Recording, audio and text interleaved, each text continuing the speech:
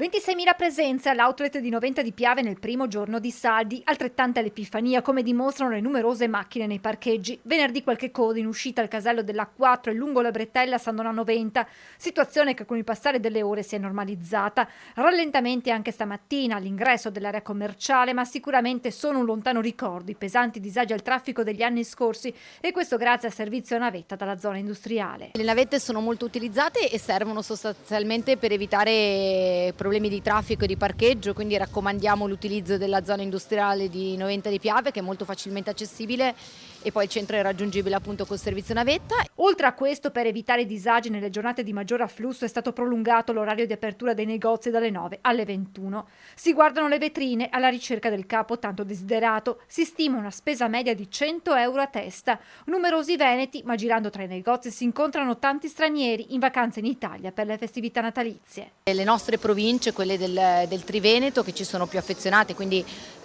sia lato Friuli che lato Veneto in particolare, e poi i paesi d'oltreconfine. Le migliaia di presenze dimostrano come i saldi siano ancora un periodo dell'anno atteso per l'affare migliore, nonostante resti sempre acceso il dibattito sull'opportunità di posticiparli. Riteniamo che sia difficile che poi con un inizio dei saldi troppo posticipato le persone facciano anche acquisti di capi importanti di cui fondamentalmente non avrebbero più bisogno, quindi va bene tenerli a gennaio e a luglio secondo noi.